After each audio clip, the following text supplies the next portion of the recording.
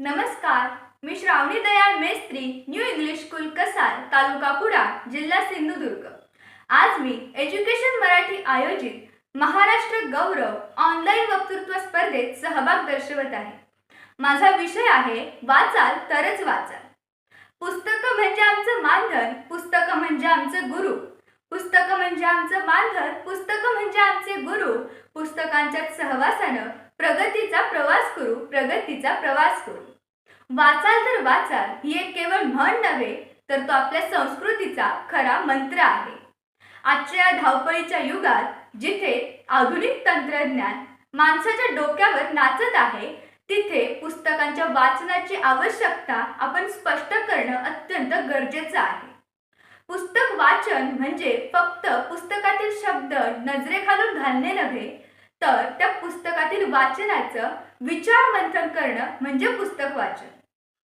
लोक हो, डॉक्टर बाबासाहेब आंबेडकर म्हणायचे, वाचाल तरच वाचाल. या ओळीचा अर्थ असा, जर आपल्याकडे ज्ञान असेल तर आपण समाजात अन्यायाविरुद्ध आणि विषमतेविरुद्ध आवाज उठवू शकू. आपल्या हातात जर पुस्तक असेल तर त्याच्याच हाती हे संपूर्ण जग बदलण्याची ताकद असते. देणाऱ्याने देत जावे, घेणाऱ्याने घेत जावे. देणाऱ्याने देत जावे, घेणाऱ्याने घेत जावे. घेता घेता एक दिवस देणाऱ्याचे हातच घ्यावे. मित्र हो, आजकाल आपण बघतो, या आजकालच्या युगात मोबाईलचा अतिवापर प्रचंड वाढलेला आहे. आपण फेसबुक वापरतो, पण आपल्याला समोरच्या व्यक्तीचा चेहराच माहीत नसतो. आपण व्हॉट्सअप वापरतो, पण आपल्या मनातला भावनांचा ओलावा कुठेतरी कमी होत आहे. या आभासी जगातून बाहेर पडण्यासाठी आपल्याला फक्त पुस्तकच मदत करू शकतात.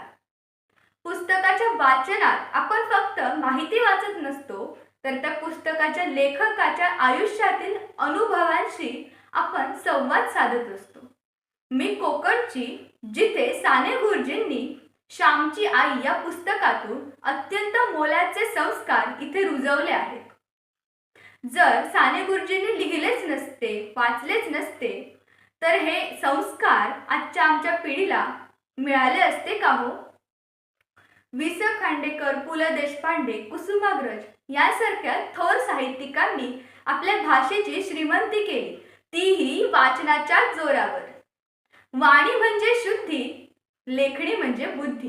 वाणी म्हणजे शुद्धी, लेखणी म्हणजे बुद्धी. वाचन म्हणजे जीवनातील आनंदाची वृद्धी. वाचन म्हणजे जीवनातील आनंदाची वृद्धी.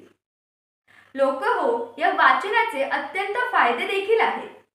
आपल्याला एकाग्र मन करायचे असेल तर वाचन करणे हा अत्यंत सोपा उपाय आहे.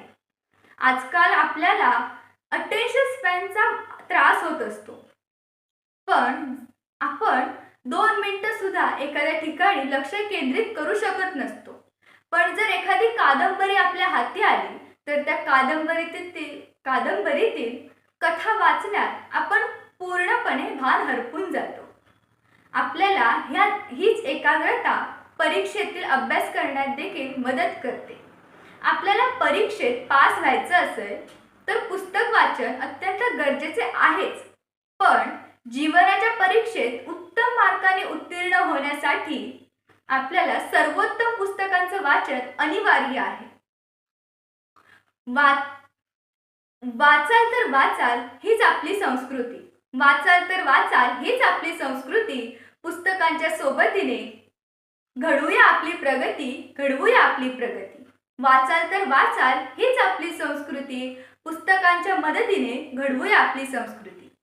विषयाच्या शेवटाकडे येताना मी म्हणते, कपाटात ठेवलेली शोभेची पुस्तकं घराला शोभा देतात. कपाटात ठेवलेली शोभेची पुस्तकं घराला खूप शोभा देतात, पण मनात जपलेली वाचलेली पुस्तकं एका माणसाचं आयुष्य घडवतात, एका माणसाचं आयुष्य घडवतात. चला तर मग या व्यासपीठावर आपण सर्वांनीच एक संकल्प करूया. दररोज 10 पाने, किमान 10 पाने वाचण्याचा संकल्प करूया आणि आपल्या बुद्धीला लागलेली भूक शांत करूया. ग्रंथ हेच गुरु, ग्रंथ हेच ज्ञान. ग्रंथ हेच गुरु, ग्रंथ हेच ज्ञान. त्यांच्याच सोबतीने उजळेल आपला उद्याचा सन्मान, आपला उद्याचा सन्मान. मी एज्युकेशन मराठीचे मनापासून आभार मानते आणि माझे भाषण इथेच संपवते. जय हिंद, जय महाराष्ट्र. धन्यवाद.